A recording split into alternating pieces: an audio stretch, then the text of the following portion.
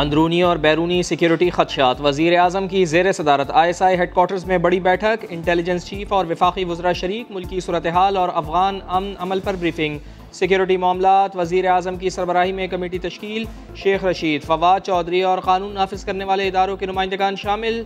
Security और सलामती के मामलात पर कोऑर्डिनेशन को मज़ीद मजबूत किया जाएगा।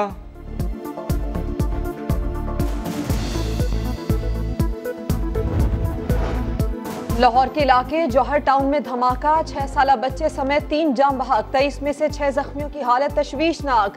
एक हामला खातून वेंटिलेटर पर हैं। वजीर सेहत का फौरी जना अस्पताल का दौरा। वजीर दाखिला शेख रशीद ने चीफ सेक्रेटरी और IG पंजाब से मुकम्मल रिपोर्ट तलब कर ली।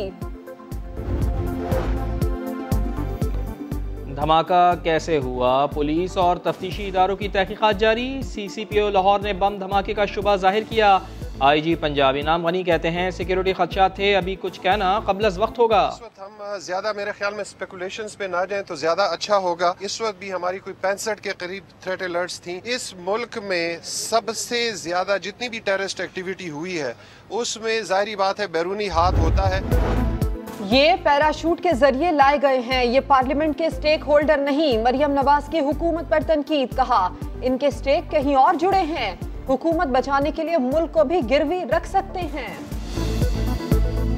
जब आप पाकिस्तान की तरक्की में एक ईंट का इजाफा नहीं कर सके तो आपको किसने ये हक दिया कि आप पाकिस्तान की मोटरवेज को, पाकिस्तान के एयरपोर्ट्स को जो कि कौम की अमानत है, पाकिस्तान के बड़े बड़े मंसूबों को आप गिरवी रखें।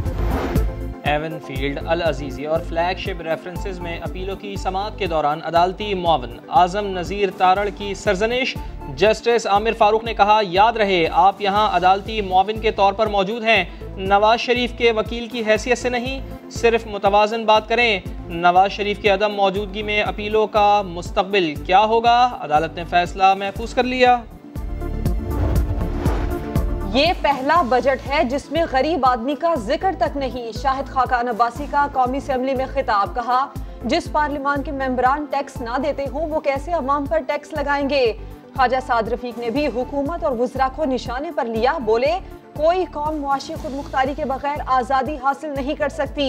18 वज़रा आज़म के साथ जो हुआ अगले के साथ भी यही होगा। कौम आपको असासे गिरवी नहीं रखने देगी। कोई कौम माशी खुद मुख्तारी के बगैर, माशी खुद इन्हसारी के बगैर आज़ादी हासिल नहीं कर सकती। जब तक हम माशी तौर पे गुलाम रहेंगे सुपर पावर्स के, हम कशकोल लेके दुनिया में फिरते रहेंगे, हुकूमत किसी की भी हो, हम ना खुद मुख्तार कौम के तौर पे सामने आएंगे, ना एक आज़ाद कौम के तौर पे सर उठाकर अपनी पॉलिसियां बना सकेंगे।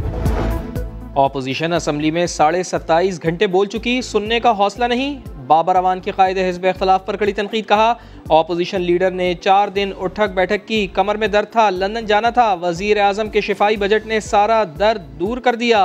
बात करने की जगह ये असम्बली है, बरतानिया की असम्बली नहीं। भागे हुए लीडरों को कहें कि वो वापिस आ जाएं। कोई हौसला तो होना चाहिए हमें, दर्श दे के एक कौम की बात करना चाहते हैं, ना सुन सकते हैं, ना बैठ सकते हैं, ना मुल्क में बैठ सकते हैं, ना असेंबली में बैठ सकते हैं। आमदन से ज्यादा असासों का केस। लाहौर हाई कोर्ट ने लीगी रहनुमा ख्वाजा आसिफ की जमानत मंजूर कर ली। 2 रुकनी बेंच ने फैसला सुना दिया। एहतसाब अदालत ने किडनी हिल्स रेफरेंस में साबिक deputy chairman senate Saleem Mandviwalla, Ejaz Haroon और अब्दुल गनी मजीद पर फर्द जुर्म आयद कर दी। मुल्जिमान का सेहत जुर्म से इनकार। सलीम मांडवीवाला की मीडिया से गुफ्तगू। कहा नैब ताजरों को हिरासा करना बंद करे। चेयरमैन नैब को वजीर खजाना लगा देना चाहिए ताकि वो सही से पाकिस्तान का बेड़ा गर्क कर सकें। जावेद इकबाल को, जस्टिस रिटायर्ड को हम यहाँ लाएंगे और इसी कटेरे में हम उनको एज गवाह चार्ज करेंगे कि उन्होंने ये कैसे साइन किया रेफरेंस, जब उनको पता था कि ये प्राइवेट ट्रांजैक्शन है। कोरोना के वार 930 नए केसेस रिपोर्ट। मुस्बत केसेस की शरह 2% रही। 24 घंटे में 39 मरीज जान से गए। मुल्क भर में वैक्सीनेशन जारी। साइनोवैक की मजीद 20 लाख खुराकें पाकिस्तान पहुंच गई।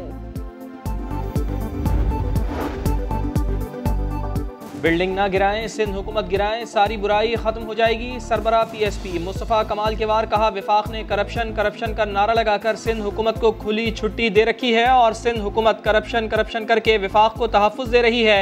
इमरान खान की हुकूमत पाकिस्तान पीपल्स पार्टी के और सिंध हुकूमत वफाकी हुकूमत के मरहून मिन्नत है।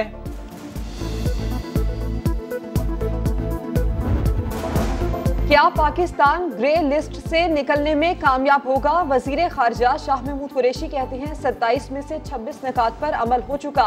फैटफ अगर टेक्निकल फोरम है तो पाकिस्तान को मजीद ग्रे लिस्ट में रखना ज्यादती होगी। नया दिन में गुफ्तगू करते हुए शाह महमूद कुरैशी का कहना था, भारत फैटफ को सियासी मकासद के लिए इस्तेमाल करना चाहता है। 27वें नुक्ते पर अमल दरामद के लिए भी काम मुकम्मल हो चुका। कुछ ममालिक जिसमें भारत सबसे अव्वल में है, इसको सियासी मकासद के लिए इस्तेमाल करना चाहता है तो उसको गुंजाइश और इजाजत नहीं मिलनी चाहिए। अमेरिका बज़ाहिर तो वो भी कहते हैं कि हम इसमें से चाहते हैं कि पाकिस्तान बाहर आए। अब देखने वाली बात है कि हाथी के दांत कई दफा होता है दिखाने के और चबाने के और। गबीन जब्बा के इस मकाम पर जहां महकमा सयाहत खैबर पख्तूनख्वा ने जदीद माहौल दोस्त सयाहत की बुनियाद रखी है।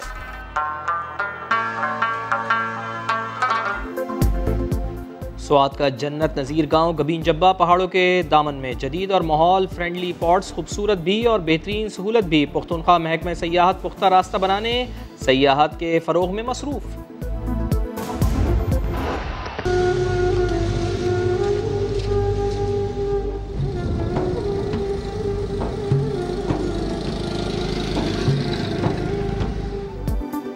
और एक ऐसा गांव जहां कोई सिगरेट नहीं पीता, शरह ख़वानदगी 95%, सादा शादियां, कब्रें पक्की नहीं की जाती, कोई बच्चा मजदूरी नहीं करता। अनदेखा पाकिस्तान में सैर करें फैसलाबाद के निराले गांव ओढ़ावाला की।